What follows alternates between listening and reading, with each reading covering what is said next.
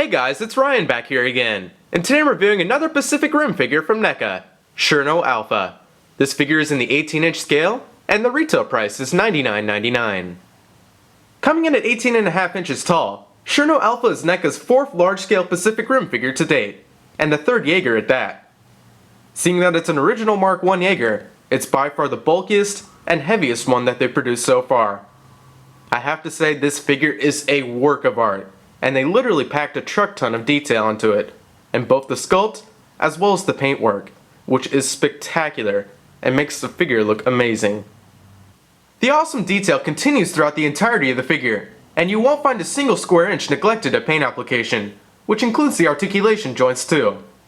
With each new 18-incher that they release, it seems that they get even more articulated as they go. This figure is awesome. All around, one epic collectible.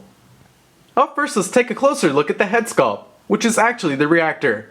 Built into the sides of it is large headlights, while mounted on a rail in the center is a spotlight. Printed onto the sides of both headlights is some identification numbering and lettering, along with the Pacific Defense Federation logo. Off to the left-hand side is Cherno Alpha's logo, and on the back right is even more numbering. On top of the dome is some fine details, along with 2 vents for the reactor. Unfortunately, the spotlight isn't adjustable like it is in the film, but when you press the left reactor vent on top of the dome, it activates 3 built-in LEDs. You'll notice throughout the entire figure is a heavy silver dry brushing for wear and tear, along with red detailing and a black wash for grime.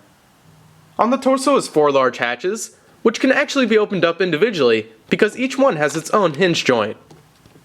And just like the dome, when you press this button on the back, it activates multiple LEDs to light up the torso, including the glowing red light in the center. The back of the torso has some nice sculpt detail to it too, along with quite a bit of black paint applications. Moving further down is another printed logo on both forearms, and the arms can be extended too. The fingers are articulated, so it can form a fist. Sculpted onto the back of the elbows is rocket thrusters, and on the left hand is some melted battle damage from Matachi's acid. On the back of the hips is 2 adjustable flaps. Like the arms, the legs are just as bulky and heavily detailed too. Like I previously mentioned, even the articulation joints have a heavy silver dry brushing applied to them. The flat bottom feet have an arch in them, and on the back is some spikes sticking up from the bottom.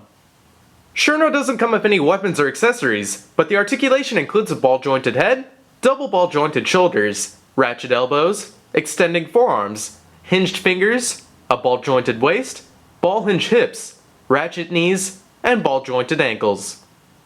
Overall, for about $100, if you're a fan of Pacific Rim, you know this figure is an absolute must-have. With each new 18-incher release, they keep getting better and better, and Cherno is a great example of that. With multiple built-in LEDs, excellent articulation, along with great sculpt work and paint application too.